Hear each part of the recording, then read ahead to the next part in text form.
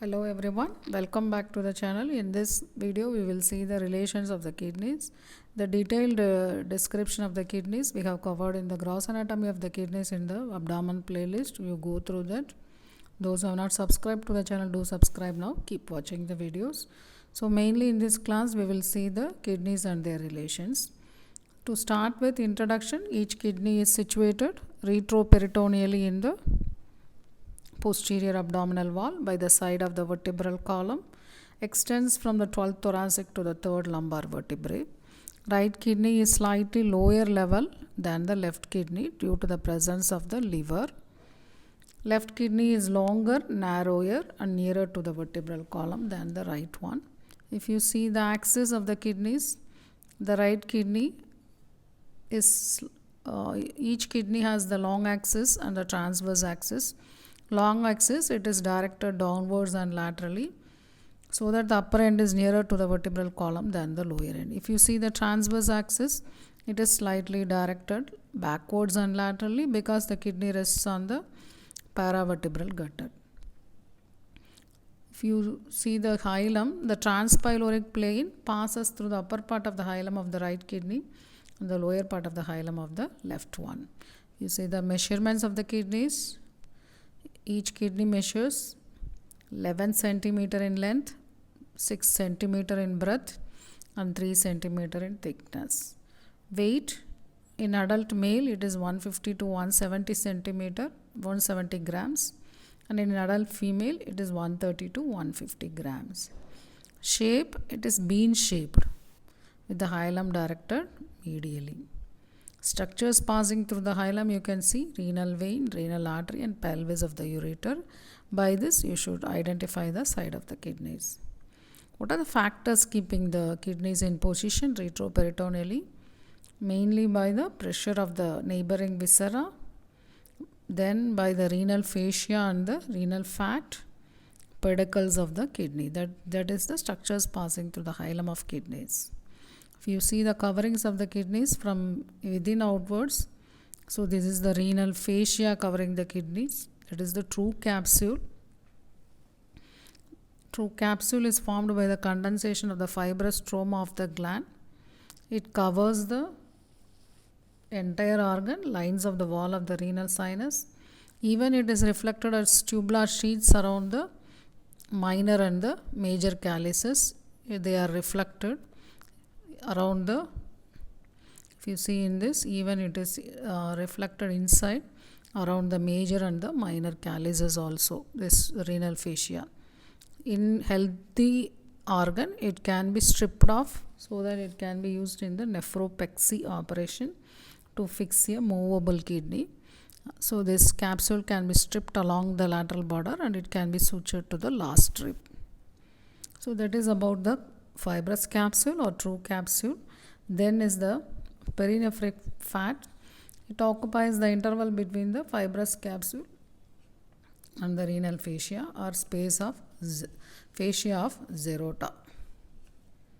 Renal fascia, it is formed by the condensation of extraperitoneal connective tissue and it will be continuous laterally with the fascia transversalis at the lateral border. So this renal fascia consists of anterior and posterior layers. We will trace the renal fascia. If you trace the renal fascia on the lateral border, both layers fuse. So anterior layer and posterior layer fuse at the lateral border so that they will be continuous with the fascia transversalis. If you see at the upper end of the gland, both layers split at the upper end to enclose the suprarenal gland. Again this fuse and it is attached to the forming the suspensory ligament of the gland. It is continuous with the subdiaphragmatic fascia.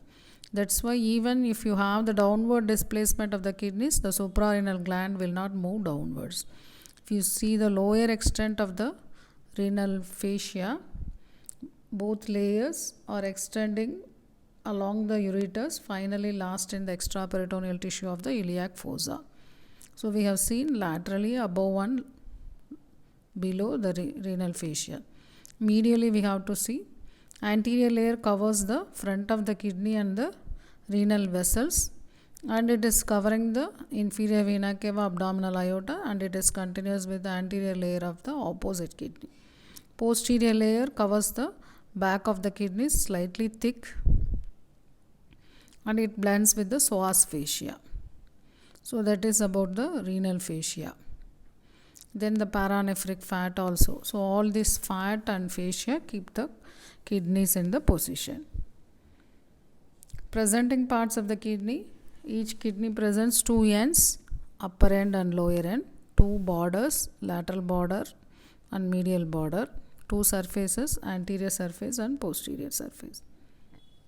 The medial border presents a concavity, hilum. First we will see the posterior surface.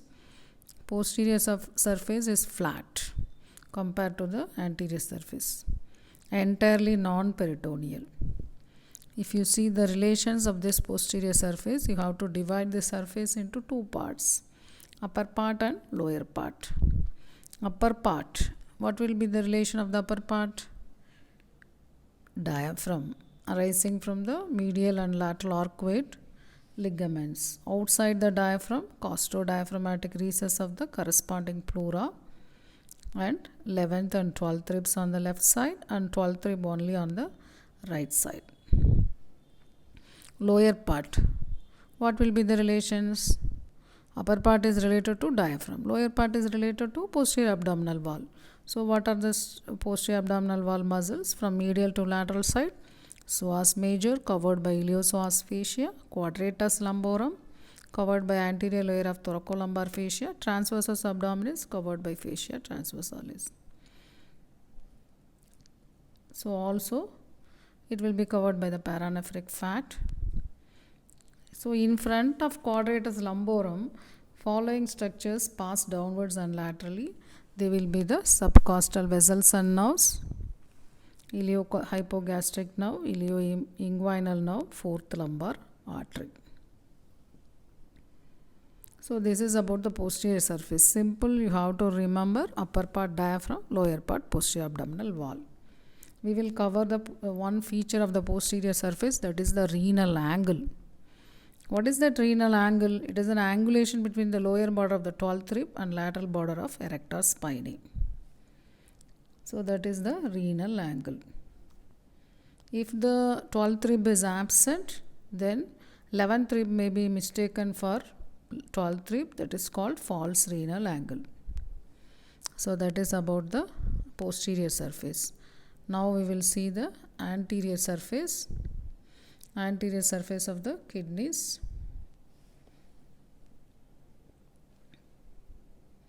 Yes, now we will see anterior surface of the kidneys.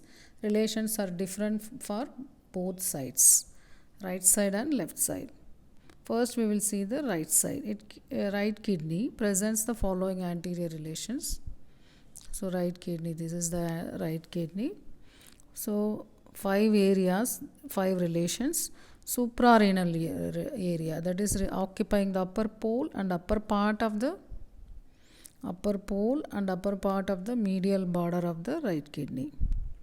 That is the right suprarenal gland.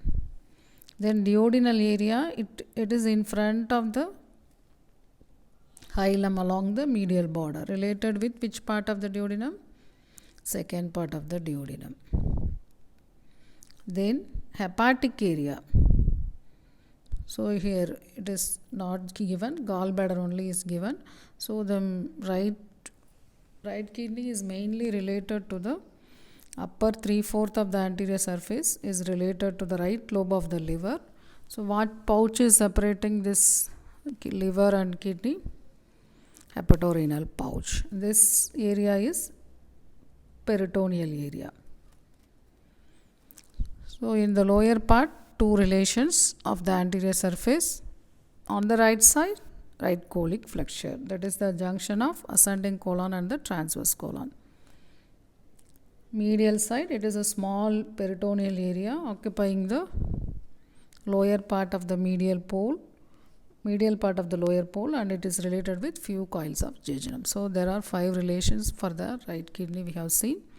Above, suprarenal. In front, second part of duodenum. Mainly is liver. Below is right colic flexure and few coils of jejunum. Now we will see the left kidney. So this is the left kidney. You are seeing between the pancreas, spleen and the stomach. So it will be the relations. Yes, now you are seeing the left kidney clearly. Suprarenal area, it is non-peritoneal, occupying the upper part of medial border and the adjoining upper pole of the left kidney, overlapped by the left suprarenal gland. Splenic area, it is peritoneal, occupying upper 2/3 of the lateral border, related with the renal impression of the spleen. Gastric area, so it forms a triangular peritoneal area between the suprarenal and the splenic area. So that is related to the posterior-inferior surface of the stomach, separated by the cavity of lesser sac. Opposite to the hilum forms a non-peritoneal strip across the hilum of the kidney, related to, what is it related to? Mainly to the body of the pancreas and the splenic vessels. Then in the lower part, same as right kidney, lower and left part is related to the colic flexure. What flexure? Left colic flexure or non-peritoneal, occupying the lower part of lateral border. Jejunal area occupies a large peritoneal area in front of the medial border part of lower pole, related with few coils of jejunum. So we have covered the relations of the anterior surface and posterior surface of the main anterior and posterior relations of this two right and left kidneys. Upper end, it is thicker and more rounded than the lower end. Upper end is situated about 2.5 centimeter from the medial plane, opposite to the T12 vertebra. Lower end, directed downwards and laterally, situated about 7.5 cm. That's why we told long axis, downwards and laterally. So this end is 7.5 centimeter from the medial plane, opposite to the L3 vertebra. Lateral border is convex and thick, lies on a more posterior plane than the medial border. Medial border is convex in the upper part and lower parts, present a hilar concavity. The hilum is situated about 5 cm from the midline, opposite the lower border of L1. Students should understand, upper end is 2.5 cm from the midline, hilum is 5 cm from the midline, lower end is 7.5 cm from the midline. Structures passing through the hilum we have told already. From before backwards, renal vein, renal artery and pelvis of the ureter. So in this video we have mainly covered the relations of the kidneys and the presenting parts of the kidneys.